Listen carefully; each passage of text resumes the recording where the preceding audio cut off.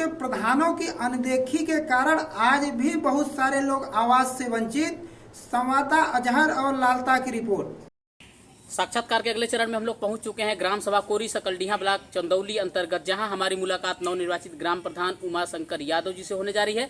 तो जानेंगे हम यहां के समस्याओं के बारे में और अगले आने वाले 5 सालों में किन किन बिंदुओं पे कार्य करना है उनके बारे में।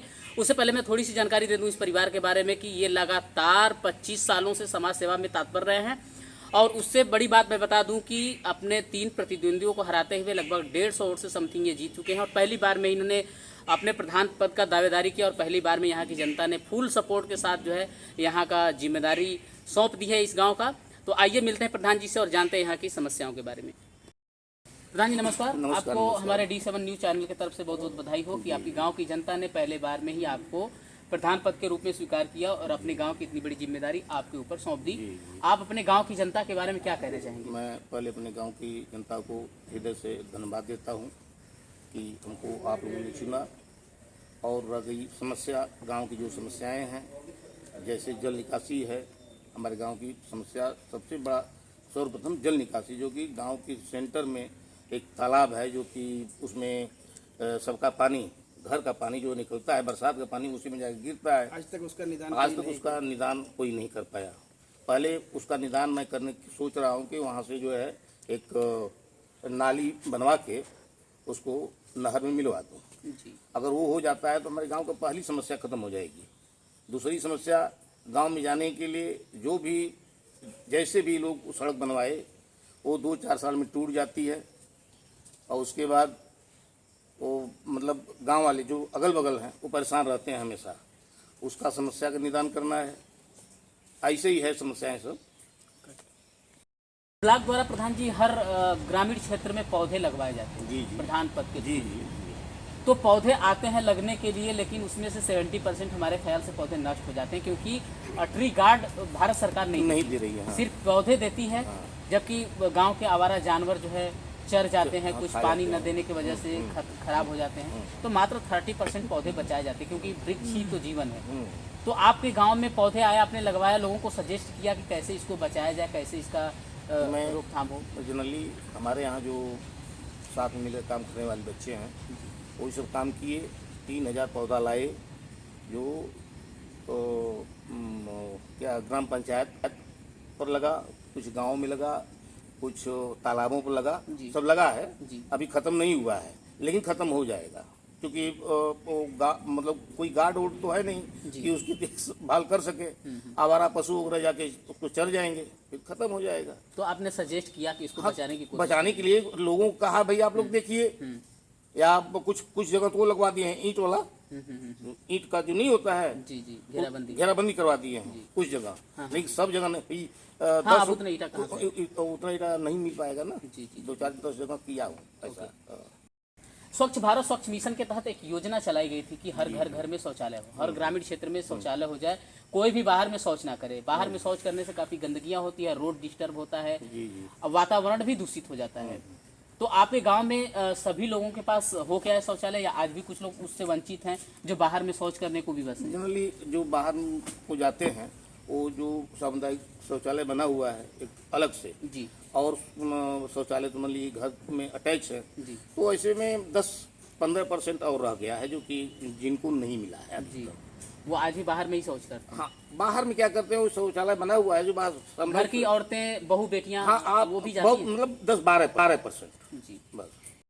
आपके गांव में प्रधान जी पेंशन को लेकर के क्या व्यवस्था है? जैसे विधवा पेंशन, वृद्धा पेंशन, दिव्यांग पेंशन जैसे आता है, उसके बारे में? इसके पहले तो सब कुछ ठीक था जी। जब से योगी जी आए हैं जी तब से गड़बड़ चला। 4-6 महीना हो गया जी, अभी तक किसी को विधवा पेंशन या अब उतना क्या बताएं। देखिए हम एक कॉलेज से हैं जी, जो लड़कों का वो आना चाहिए, क्या होता है, छात्रवृत्ति, स्कॉलरशिप जी। अब मान लीजिए जनरल की आ गई, SC की नहीं आई, OBC की नहीं आई, जनरल की आ गई जी। अब अंदाज लगा लीजिए कि जो भारत सरकार जो छात्रवृत्ति उत्तर प्रदेश गवर्नमेंट को देती है वो तक मतलब किसी SC का, एक भी SC का हमारे यहाँ या कॉलेजों में नहीं आया है छात्रवृत्ति। तो इसको क्या कहा जाए, जो कि भारत सरकार का पैसा इन लोगों को 10-20% देना है, वो भी नहीं दे पाए। इतनी मतलब व्यवस्था खराब चल रही है उत्तर प्रदेश गवर्नमेंट की। ओके। जैसा कि प्रधान जी, हर गांव में एक समस्या होती है, सबसे जटिल समस्या जो है कि हर गांव में गरीब तबके के लोग होते हैं जिनको रहने को छत नहीं होता है, घर नहीं होता है, वो कमाने खाने में परेशान रहते हैं, वो घर मकान नहीं बना पाते हैं।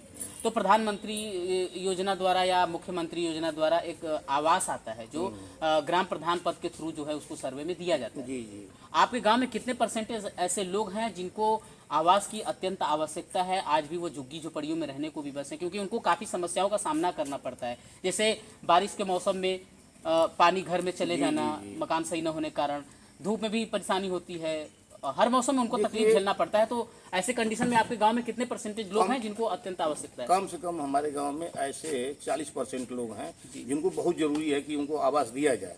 और होता क्या है, जो भी प्रधान बनता है गांव का अपने लोगों को आवास दे देता है, और जो एक्चुअल जो मतलब कि जिनको देना चाहिए वो बेचारे को नहीं मिल पाता है। जी हाँ। तो आपके कार्यकाल में ये पूरा होगा। मैं दो तीन ठो आया हमारे यहाँ, 2-3 आवास आए हैं जो कि मैं उन ऐसे लोगों को दिया हूँ जिनके पास छत एकदम है नहीं, जी दे दिया हूँ तीनों। चलिए, अब बनने वाला है। बहुत अच्छी बात। प्रधान जी, आपके गांव में पंचायत भवन वगैरह, सरकारी विद्यालय वगैरह, उसके बारे में थोड़ा बताइए। वो सब तो सब ठीक है, सब पंचायत भवन भी है, विद्यालय भी है, मिडिल कॉलेज है, प्राइमरी है। जी जी। अब उसमें सब कुछ चल ही रहा है। और प्राथमिक स्वास्थ्य केंद्र? प्राथमिक स्वास्थ्य केंद्र नहीं है हमारे यहाँ, जबकि ये इसकी अत्यंत हाँ आवश्यकता होना चाहिए, क्योंकि लेकिन ग्रामीण नहीं क्षेत्र है। के लोग अगर रात बिरात बीमार पड़े या कभी बीमार पड़े तो अपने थोड़ा नजदीकी है, प्राथमिक दूर है, स्वास्थ्य थोड़ा दूर है। जी। हाँ दूर है, हल्का सा 1-1.5 किलोमीटर दूर। अच्छा अच्छा अच्छा। वो डॉक्टर लोग अवेलेबल रहते हैं वहाँ पे? हाँ रहते हैं। चलिए, टीकाकरण वही हुआ अभी? टीकाकरण को कैंप लगाकर हो रहा है, लेकिन देखिए वो भी डोज नहीं मिल पा रही है। आज हम डॉक्टर से टेलीफोन कर रहे थे, डॉक्टर टेलीफोन नहीं उठाया, जी। इसलिए कि हम कहे कि भाई कोरी गांव या ककरही में, आपको करही में, क्योंकि कोरी का एक ककरही पार्ट्स है, गांव है, जी जी जी उसमें अटैच है।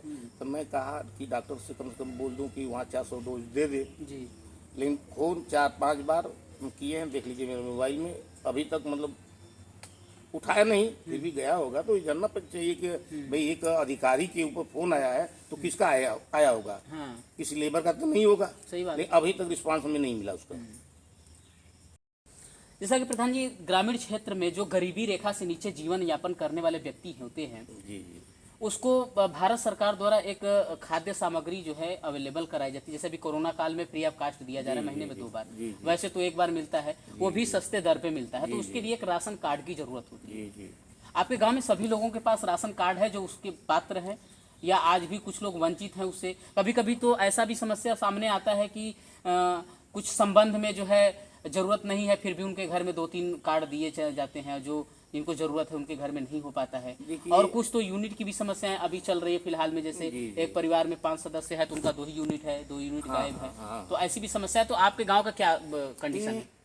सर देखिए, ये हर जगह है, कि केवल कोरी गांव की समस्या नहीं है, ये पूरे उत्तर प्रदेश की समस्या है कि जिनको मिलना चाहिए एक्चुअली में उनको नहीं मिल पा रहा है, और ऐसे लोगों को दे दिया। जैसे लाल कार्ड ले लीजिए, जिनके पास 10 बीघा जमीन है उनको लाल कार्ड है, जिनके पास 1 बिस्सा जमीन नहीं है उनके पास लाल कार्ड नहीं है जी।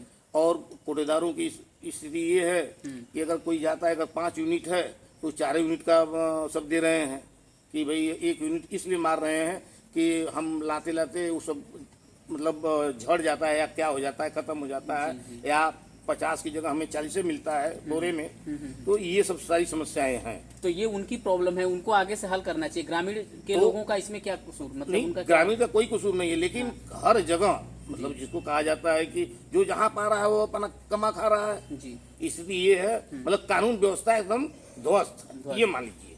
आप अपने स्तर से इसको हम अपने स्तर से यही कि हम अपने स्तर से कोटेदार को भी लवाया, हम कहे भाई देखिए अगर ऐसा कुछ करोगे तो हम ऊपर तक जाएंगे जी। अगर इसकी सुनवाई हो गई तो ठीक, नहीं हम ही इस्तीफा दे देंगे। ओके, क्या बात। बहुत अच्छा लगा प्रधान जी आपसे बात करके। तो आप अपने गांव के लोगों को एक कोई संदेश दीजिए। मैं गांव वालों को यही संदेश दूंगा कि सारे लोग मिलजुल कर मेरे साथ कंधे में कंधे मिलाकर काम करें, कि कोई मतलब कोई पुलिस के यहाँ न जाए या कहीं जाना हो, मतलब ऐसा कोई न उत्पन्न हो जो कि मतलब जिसमें वो जी। कि उसको क्या कहेंगे भाई, सहयोग करें, हमारे सारे लोग सहयोग करें कि हम लोग मिलजुल कर कोई काम ठीक ठाक कर लें। ओके, बहुत अच्छा लगा ग्राम सभा कोरी में उमाशंकर यादव जी से मिलकर के। तो चलते हैं अगले ग्राम सभा की ओर और जानते हैं वहाँ की समस्याओं के बारे में। तब तक के लिए धन्यवाद।